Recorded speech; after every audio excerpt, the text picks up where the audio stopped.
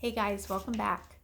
I wanted to do a video today on something that I get asked quite frequently, actually. In a nutshell, how do I keep my sanity with 7 kids? Now, how I react to certain things and how my personality is may very well be much different than yours. So, I know people that are like a 1 or 2 and that's it, I'm done. Like I can't handle anymore.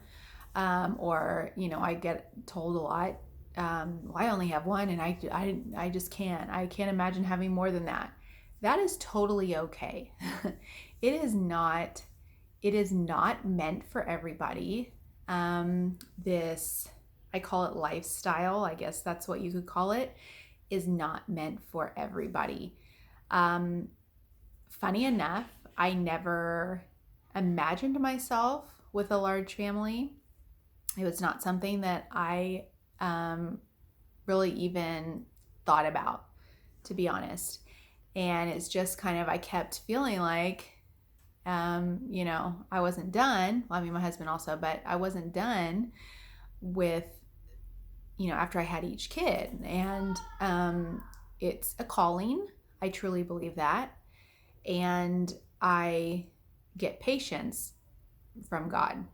Very, very obviously, I get patience from God because I have never in all of the 11 and a half years that I've been a mom, other than, I will say, when my oldest was an infant.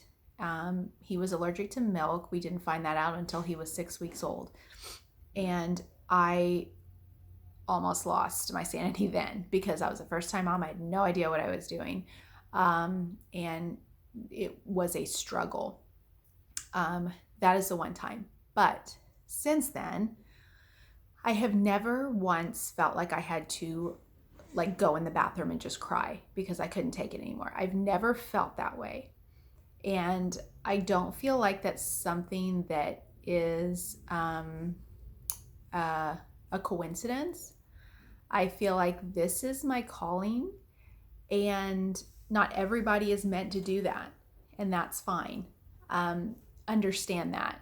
You can say, somebody can have all the patience in the world with 10 kids, and don't compare it. Don't compare it. So what I'm going to say and the things that I do might help you in some aspect of maybe helping to alleviate some stress, regardless of how many kids you have, regardless of what other things you have going on, that maybe can make your day a little bit more productive or help with just balancing everything. So these are just a few things that help me on a daily basis with a lot of people in my house. But again, this is to each their own. This is not a set in stone thing that I think everybody should follow. This is just how I kind of operate on a daily basis. So the first thing is to create almost like a loose flow to your day. I do not have a strict schedule. I do not, like I've said before, I do not get up at 6 a.m. every morning to work out or to, I am very much like, if just let myself be rested and I'll be fine the rest of the day. When I used to take my kids to public school and we would get up at 6 in the morning, by 3 o'clock, I was crashing because I was tired, and that doesn't help anything. So regardless of if I'm ready for the day by 8 o'clock, if I'm ready to take a nap at 3, then that's not going to help anybody. I am one of those people that unless I have somewhere to go and I plan ahead and I have to get ready earlier, if this is just a typical weekday homeschool day, I will tend to get up earlier on the weekends because everybody's home, my husband's home, everybody's home, and we can do more things. And we don't have to worry about school. But during the week, I get up at the same time as my kids, and my kids are kind of light sleepers. So, if I will get up typically anywhere between 8 and 9. And, that might seem super late to some people, and people probably have half their day done by then, but it helps me because I'm rested. and my kids are rested and nobody's cranky, and we just know what to expect. So on a typical day, 8 to 9. 9 is being my very, very latest. So typically it's about 8 to 8:30. And sometimes my kids will sleep a little bit later than that. But create a loose flow. So if you say, I've got to get in a workout today, allow yourself to work out in the morning, allow yourself to work out in the evening, allow yourself to work out in the middle of the afternoon. The more I'm a parent, the more I have like a checkmark system where I feel like if you don't stress yourself out so much about, doing certain things at a certain time, that helps so much because it puts so much pressure on you to get something done. And you could say, I'm exhausted.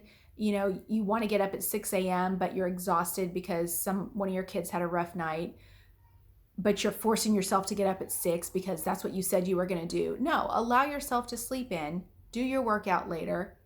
It's fine. I think, and like I said, some people are very schedule oriented and strict with that. I like to plan things, but I like to allow for flexibility. So, changing things around throughout the day. If I was supposed to work with one kid on one subject in the morning and I just got sidetracked with diaper changes or, feeding or whatever, I will still get to it, but it might not be the exact time that I originally said I was going to do it. So allowing yourself to be flexible, allowing that throughout the day helps so much, because the more stress you put on yourself, the more the kids can pick up on that. And it doesn't help anybody. If you have too much on your plate, if you have too many things to do, if you are a work at home mom, if you have, school that you feel like you have to designate a certain time to certain kids or to certain subjects, do a block scheduling. I have done that very lightly. I have not done it like on pencil and paper, but I've said, okay, in the morning, I need to get this done. I need to make these doctor's appointments. I need to do this. Before I do anything, I need to do this, and I will check that off. But if you need to be even more strict about it, say from 8 to 10, I'm going to get my workout in. I'm going to do breakfast. We're all going to do breakfast. I'm going to get my workout in. I'm going to go pick up my groceries, X, Y, and Z. Do that. If that helps you be more productive and helps you throughout the day, do that. But from my experience, just saying I need to get this done by the end of the day, and if I have a free 5 or 10 minutes, where I can sneak away and make a phone call real quick, I will do that and check it off my list. So it's not putting all this pressure on you to get this done, and 10 o'clock rolls around and you haven't done half the things that are on your block or on your to-do list that you were supposed to do by 10 o'clock. So allowing yourself to just be and don't stress over what time it is at all hours of the day. Allow your kids to help. I am very type A, very, very type A. I would rather do all the cleaning because I feel like I know how I want it done. That is not necessarily the way to go about it, especially when you have so many people living in your house and you have so many things you need to get done on a daily basis. I have allowed myself to now delegate a little bit more. And I have kind of a new like chore cleaning system that I'll do a video on that too, but that I started this year that, again, it's kind of been a hit or miss with the last few weeks. But I want to get into the habit of doing it consistently, and delegating those things. And the little kids know how to do things. They know how to get me diapers. They know how to, they can get me things. When I ask them to do something, they'll do it. Can you dust this for me? It might not be perfect, but they can do it. And that's something that I need to let go of. And I've realized that this year, actually, as kind of my mentality. I'm trying to delegate more and allow my kids and my husband, but allow my kids who are there with me all day to help with things, when they want help with things. Not, no, I'll just do it. Just let me do it. Just let me do it. I say it all the time, and I hear myself say it all the time. And allowing people to help you will get your house cleaner a lot quicker, and will kind of let you go of that just constantly wanting to be in control of everything around, in your house, as far as cleaning and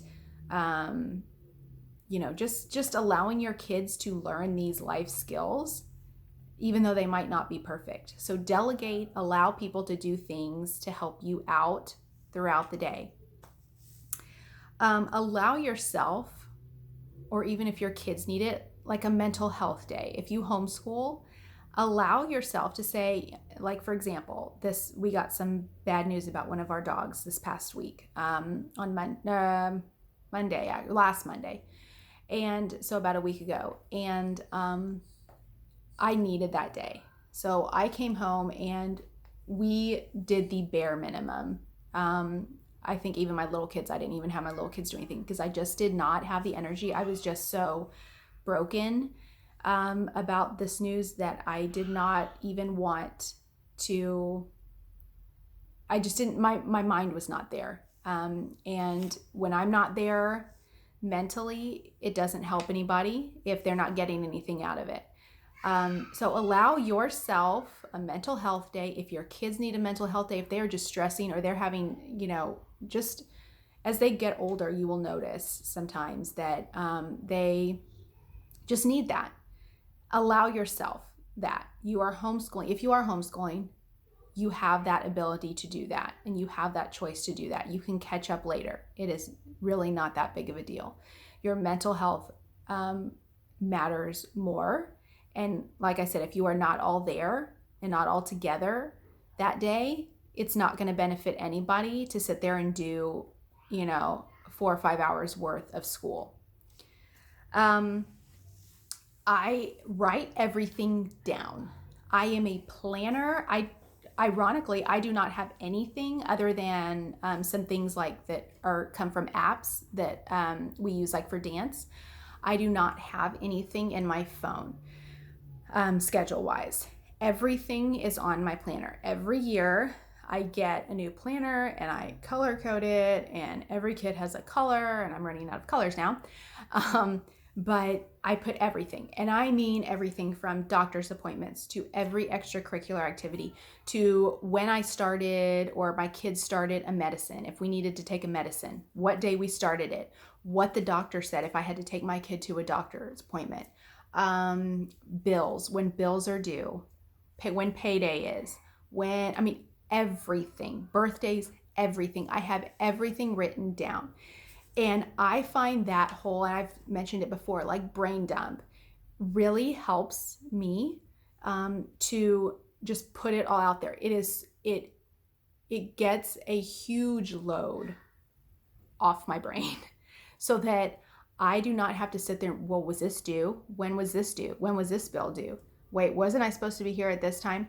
And to do it right when I find out. So if we have a dance schedule and I find out we have rehearsals on, these 3 days, I will get out my planner and I will write it down. And if I don't have my planner with me, I will type it in like the notes of my phone if I'm not at home. And I will immediately, when I get home, put it in my planner because I have to have everything down. It just helps me. It helps me. I do not have anything on my phone. Some people like to share their calendars. My husband just basically asks me, what do we have tonight?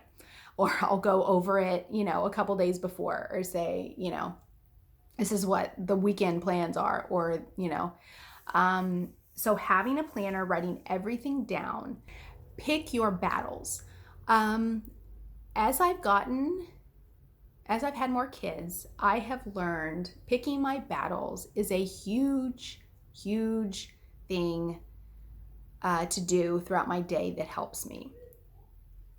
If my kid wants a few Cheetos and it's, almost dinner time and I'm super busy doing something else, they can have a few Cheetos. Like, it's not going to kill them. I am just very big. I have gotten very big on picking my battles and letting things that do not need to consume me so much consume me. I have let things just go, and it has helped so much. And you just have to sit there and think, I mean, some things obviously are non-negotiable. Like, no, you're not going to have 15 pieces of chocolate. Pick your battles. Think about what you're saying no to, and try and be more of a yes parent as best that you can. That is hard, especially when you have a lot of different ages, because what one kid can do, an older kid might be allowed to do, a younger kid might not be allowed to do. But picking my battles, and if they want to sleep with this certain toy, just let them sleep with it. Like things that are just not that big of a deal in the reality of things, to prevent arguments and unnecessary drama in the house. So I have learned that with each kid. One thing that I do that is very random that I actually just started doing this year. So my two older kids are typically in an activity every night. One of them is in something every night. So my older kids shower every night. But my younger ones, if they don't go anywhere and we are at home all day and they literally don't leave the house, I will alternate bath days. Right now we have 2 bathrooms, and the older kids will shower in our bathroom sometimes, and the little kids will do the baths in their bathroom.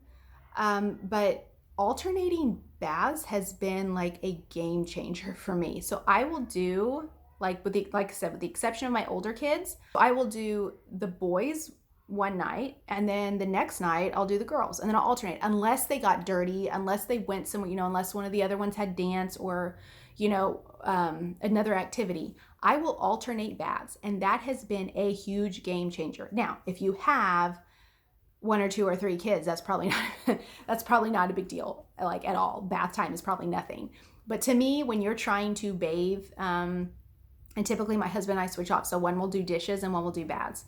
And if you have 3 less kids to bathe, boy, does that take a lot of time. It's helped a lot since I started doing this. I'm like, why did I not think of this earlier? So I'll do the girls one night, then the next night I'll do the boys, unless of course they've been outside or playing, or this only applies if they have been inside the house all day long. Another thing that I use to keep my sanity, even though I do dishes typically twice a day, I run the dishwasher twice a day, I use paper plates. Paper plates for everything. If you count all of us, let's say, but with my husband being at work, then we have, 8 plates every day, or well, not counting the baby. So 6 plates every day for lunch and breakfast. And then for dinner, we have, 8 plates every day. I'd be doing dishes a lot more than I do now. So paper plates are a huge, huge blessing. We absolutely use them for dinner. We try and use them for lunch, and for breakfast I try and either use paper plates or napkins, just to not have as many dishes throughout the day. A big, big, big help. Let's see.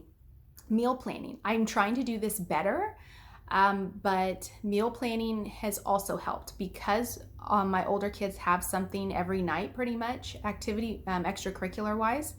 It is very convenient to go and pick up something to eat, fast food. That can add up to $50, $60 every time.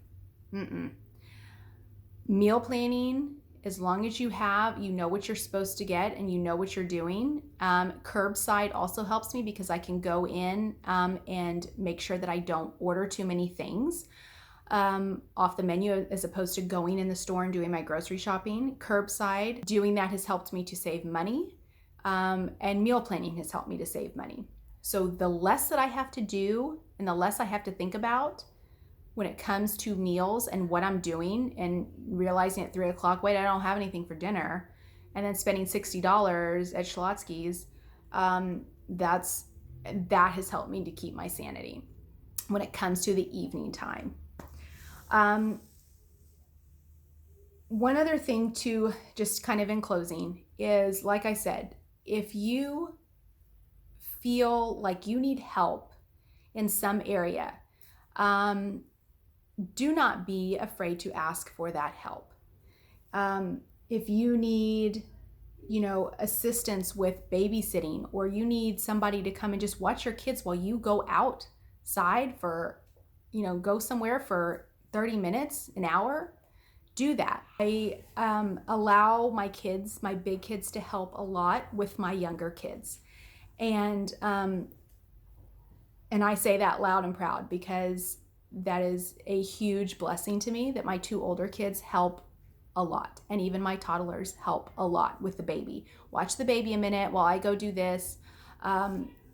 It is a huge blessing. So, some people don't have that, and I know that that's a big deal. Everybody is different. Everybody handles things different. Everybody handles stress different.